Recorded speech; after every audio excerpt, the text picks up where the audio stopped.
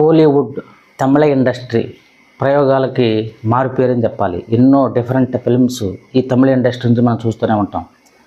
అంతేకాకుండా డైరెక్టర్లకి కొదవలేదు, talented యాక్టర్లకి కొదవలేని industry ఉందంటే తమిళ industry అని చెప్పాలి.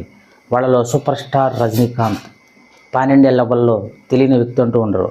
అలాగే ఉలగనాయకన్, కమల్ హాసన్ ఎన్నో డిఫరెంట్ క్యారెక్టర్లతో 40 సంవత్సరాలుగా తమిళ ఇండస్ట్రీతో పాటు తెలుగు ఇండస్ట్రీ డిఫరెంట్ లాంగ్వేజ్లో తమ సినిమా రిలీజ్ చేస్తూ ఈ ప్రముఖ డైరెక్టర్లు ఎన్నో ప్రయోగాలు చేస్తూనే పాన్ ఇండియా లెవెల్లో సినిమాలు రిలీజ్ చేస్తూ కోట్లాది రూపాయల బడ్జెట్తో సినిమాలు నిర్మిస్తూనే ఉంటారు ఈ ఇండస్ట్రీ నుంచి. రజనీకాంత్ 50 సంవత్సరాలుగా తమిళ ఇండస్ట్రీతో పాటు అన్ని లాంగ్వేజెస్లో సినిమా రిలీజ్ చేస్తూ ఏజ్ పెరుగుతున్న తమ కలెక్షన్లో ఏమాత్రం కమల్ హాసన్ డిఫరెంట్ రోల్ చేస్తూ ప్రయోగాలు చేస్తూ అన్ని లాంగ్వేజ్లో తమ సినిమా రిలీజ్ చేస్తూ పాన్ ఇండియా లెవెల్లో మంచి పేరు సంపాదించుకున్న నటుడు కమల్ హాసన్.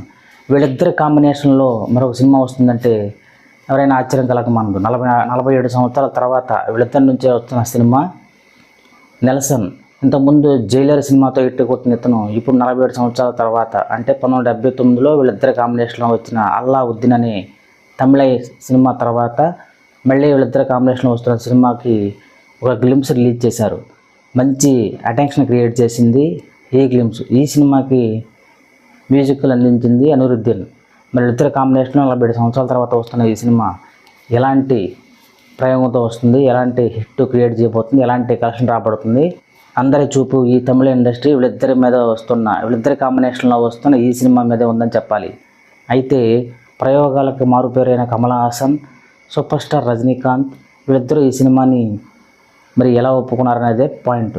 ఈ సినిమాలో ఒక డైలాగ్ ఉంటుంది, ఇంతకీ ఎవరు ఈ సినిమాలో హీరో అనేది. అలాగే మరి ఈ సినిమాలో ఇద్దరు పాన్ ఇండియా లెవెల్లో హీరోలతో నిర్మిస్తున్న ఈ సినిమాకి ఎవరికి ఎక్కువ ప్రయారిటీ ఇచ్చారు, ఎవరు హీరో, ఎవరు ఏ క్యారెక్టర్ రోల్ ప్లే చేస్తున్నారు అనేది ఇప్పుడు అందరి మధ్యలో మెదులుతున్న క్వశ్చన్. ఏది ఏమైనా పాన్ ఇండియా లెవెల్ ఇద్దరు హీరోలతో సినిమాను తీయడం అంటే పెద్ద ప్రయోగం అని చెప్పాలి. మరి ఇద్దరిని బ్యాలెన్స్ చేస్తూ సినిమాని తీయటం అంటే గొప్ప విషయమే. మరి ఇలాంటి సినిమా పాన్ ఇండియా లెవెల్లో రిలీజ్ అయ్యి అందరి అంచనాలో మించి కలెక్షన్ రాబట్టాలని, అలాగే 47 సంవత్సరాల తర్వాత వస్తున్న వీళ్ళిద్దరికి పాన్ ఇండియా లెవెల్లో మంచి పేరు, మంచి కలెక్షన్ రాబట్టాలని మనస్ఫూర్తి కోరుకుందాం.